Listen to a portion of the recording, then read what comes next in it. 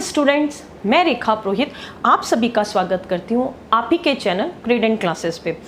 आज हम शुरू करने जा रहे हैं साइंस क्लास 9th का chapter first matter in our surrounding. तो फटाफट बच्चों कॉपी पेन निकालिए और शुरू करते हैं हम।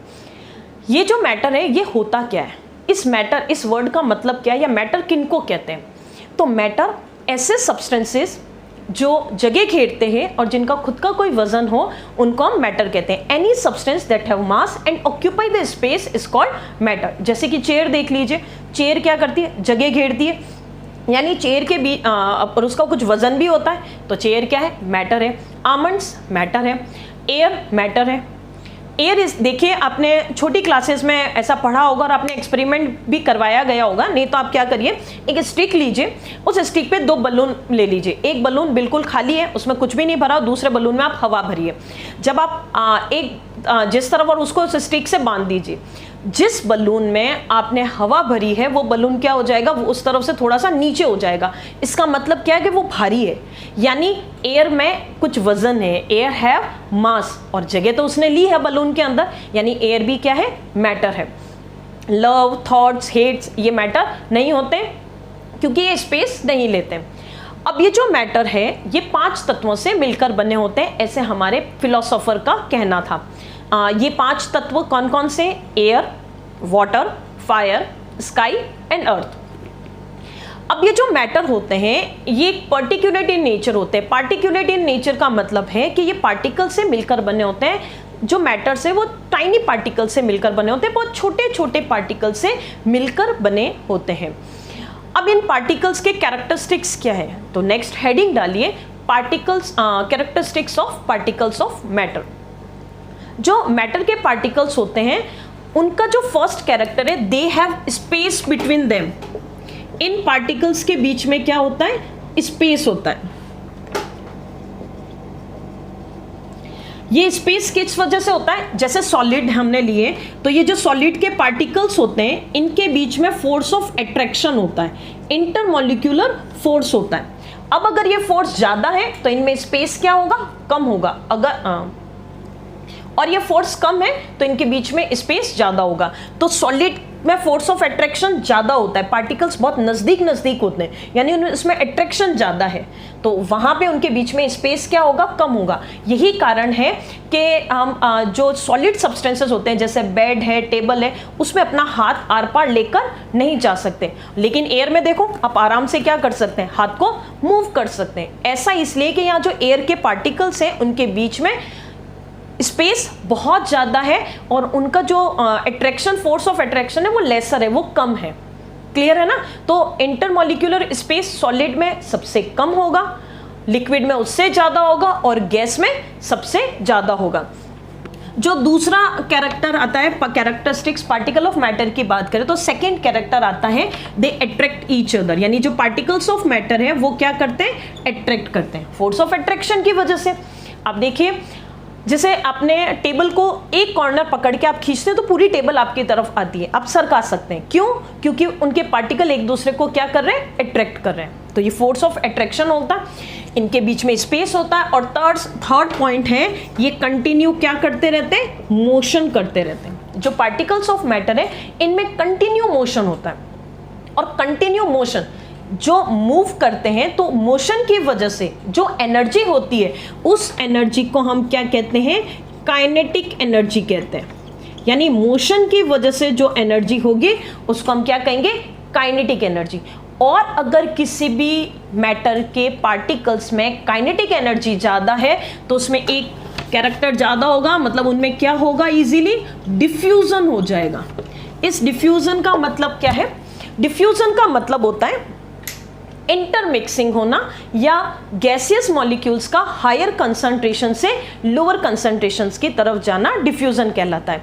तो जब पार्टिकल में मोशन ज़्यादा होगा यानी काइनेटिक एनर्जी ज़्यादा होगी तो वो क्या कर पाएंगे, इजीली मूव कर पाएंगे, वो दूर तक जा पाएंगे। जैसे अगर सिजलिंग फूड है, गरम गरम खाना बन रहा है, तो आप रूम में बैठे और मम्मी किचन में खाना बना रही है तो आप वहीं से पूछे थे क्या बना रहे हो, खुशबू आ रही है, क्यों, क्योंकि वो जो हॉट फूड है उसके जो पार्टिकल्स है, क्योंकि हमने उसको टेम्परेचर दिया, टेम्परेचर देने पे उनकी काइनेटिक एनर्जी बढ़ गई, काइनेटिक एनर्जी बढ़ने पे उनकी रेट ऑफ डिफ्यूजन बढ़ गई, मतलब दूर जाने की, अपनी जगह से दूर जाने की, दूसरी एयर में मिक्स होने की जो प्रॉपर्टी है वो बढ़ गई उनकी। तो दैट मीन्स जब काइनेटिक एनर्जी कब इंक्रीज होगी, जब हम उसको हीट करेंगे, और हीट करने पे काइनेटिक एनर्जी बढ़ने पे क्या बढ़ेगा, डिफ्यूजन भी बढ़ेगा। इसीलिए जब गर्म खाना बनता है तो आपको दूर बैठे भी उसकी स्मेल आ जाती है, और वही अगर खाना ठंडा हो तो आपको स्मेल नहीं आती है, बस इसकी जो स्मेल है उसके कंटेनर के आसपास होती है। क्यों? क्योंकि उनकी काइनेटिक एनर्जी कम होती है, क्योंकि टेम्परेचर कम हो गया, तो डिफ्यूजन भी क्या हो गया, कम हो गया। तो ये जो प्रॉपर्टीज थी वो किसकी थी, पार्टिकल्स ऑफ मैटर की। अगर हम बात करें क्लासिफिकेशन ऑफ मैटर की, तो मैटर को हम के 3 स्टेट्स है, और अगर हम फिजिकल क्लासिफिकेशन की बात करें तो मैटर को हम 3 क्लासेस में डिवाइड कर सकते हैं, सॉलिड, लिक्विड और गैस। जो सॉलिड है उसमें डिफरेंस, लिक्विड और गैस में आप डिफरेंस कैसे बता सकते हैं, आपने पढ़े भी हैं छोटी क्लासेस में, बस कुछ टर्म्स डिफरेंट है। जैसे सॉलिड, यहां लिक्विड और ये गैस। जो सॉलिड होते हैं इनकी अगर हम शेप की बात करें, जो सॉलिड है इनकी जो शेप होती है वो कैसी होती है, फिक्स होती है, जबकि लिक्विड जो होती है इनकी शेप नॉट फिक्स, और गैस की भी फिक्स नहीं होती, क्रॉस लगाया मतलब फिक्स नहीं होती है। अब जो अगर हम वॉल्यूम की बात करें, जो सॉलिड होते हैं इनके जो वॉल्यूम होते हैं वो कैसा होता है, फिक्स। जो लिक्विड है इसका भी वॉल्यूम फिक्स होता है, जैसे अगर आप दूध लेते हो 2 लीटर 3 लीटर, यानी वॉल्यूम फिक्स है, सिर्फ उसकी शेप कंटेनर के हिसाब से चेंज हो जाती है, और गैस का वॉल्यूम भी फिक्स नहीं होता। नेक्स्ट जो आता है intermolecular force, intermolecular force.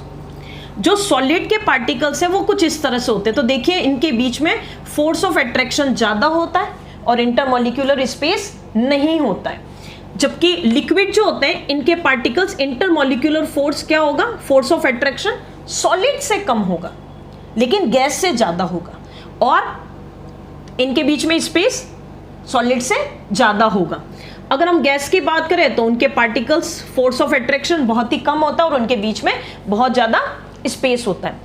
Next जो अगर आप बता सकते हैं, जैसे रिजिडिटी, रिजिड का मतलब होता है अपनी शेप को मेंटेन करना, रिजिड का मतलब होता है अकड़ू, एक तरह से बिल्कुल अकड़, अपनी शेप को मेंटेन करना, और सॉलिड अपनी शेप को मेंटेन करने, यानी सॉलिड कैसे होते हैं, रिजिड होते हैं, जबकि लिक्विड लेस रिजिड होता है और गैस तो रिजिड होते ही नहीं है। अगर हम बात करें नेक्स्ट फ्लूइडिटी के, जो नेक्स्ट अगर अपन डिफरेंस बताते थे फ्लूइडिटी यानी फ्लो, आप देखो solid cannot flow, solid flow नहीं करते, जो लिक्विड फ्लो करते हैं वो upper level to lower level, यानी अपवर्ड से डाउनवर्ड, पानी कैसे मूव करता है, ऊपर से नीचे की तरफ मूव करता है, और जो गैसेस हैं वो ऑल डायरेक्शन में क्या करते हैं, फ्लो करते हैं। ठीक है ना, क्लियर है। उसके बाद नेक्स्ट जो आता है वो है कंप्रेसिबिलिटी, कंप्रेस करना, यानी अगर हम पार्टिकल्स ऑफ मैटर पे एक्सटर्नल फोर्स लगा, यानी बाहर से हम उसको प्रेशराइज कर रहे हैं तो उनके पार्टिकल अगर पास में आ जाते हैं तो इस प्रॉपर्टी को हम कंप्रेसिबिलिटी कहते हैं। कंप्रेसिबिलिटी क्या होता है, कंप्रेस यानी दबाना, एक्सटर्नल फोर्स लगाने पे पार्टिकल का नजदीक आना कंप्रेसिबिलिटी कहलाता है। अब आप देखिए सॉलिड को आप कंप्रेस नहीं कर सकते, कितना भी फोर्स लगा लीजिए, आप कितने भी कोशिश करिए, जैसे बेड है या टेबल है, आप उस पर फोर्स लगाइए, एक्सटर्नल फोर्स लगाइए, लेकिन वो और छोटी श्रिंक नहीं होगी, वो छोटी नहीं होती है। क्यों? यानी उनको आप कंप्रेस नहीं कर सकते। लिक्विड लेस कंप्रेसिबल होता है, और गैस को आप कंप्रेस करके सिलेंडर में डाल सकते हैं, गैस के पार्टिकल पे एक्सटर्नल फोर्स लगा के उसको आप सिलेंडर में फिल कर सकते हैं। ठीक है, तो ये कंप्रेसिबिलिटी। एक आता है डेंसिटी। डेंसिटी का मतलब होता है मास पर यूनिट वॉल्यूम। देखिए डेफिनेशन फॉर्मूला क्या होता है डेंसिटी का, मास अपॉन वॉल्यूम। अब ये जो लाइन है इसको अपन पर पढ़ते हैं, तो डेफिनेशन हो जाएगी मास पर, ये जो लाइन है ना अपॉन वाली फ्रैक्शन की जो लाइन बनाते हैं पर, और वॉल्यूम के आगे आप यूनिट लगा दो, यूनिट यानी पर वॉल्यूम में जो मास होता है उसको हम क्या कहते हैं, डेंसिटी कहते हैं। किसी भी मैटर का अगर मास ज्यादा है तो उसकी डेंसिटी भी क्या होगी, ज्यादा होगी। जैसे आयरन है, उसका मास ज्यादा यानी उसकी डेंसिटी भी ज्यादा। कॉटन उसकी मास कम है तो उसकी डेंसिटी भी क्या होगी, कम होगी। तो इन सारे पॉइंट्स पे हम क्या कर सकते हैं, सॉलिड, लिक्विड और गैस में डिफरेंस लिख सकते हैं। कल हम इस चैप्टर को कंटिन्यू करेंगे। आई होप आपको समझ में आ गया होगा। कोई भी डाउट हो तो आप कमेंट सेक्शन में हमें मैसेज कर सकते हैं। और अगर आपको मेरा पढ़ाया हुआ पसंद आया तो लाइक, शेयर और सब्सक्राइब करना मत भूलिएगा। Thank you, have a nice day.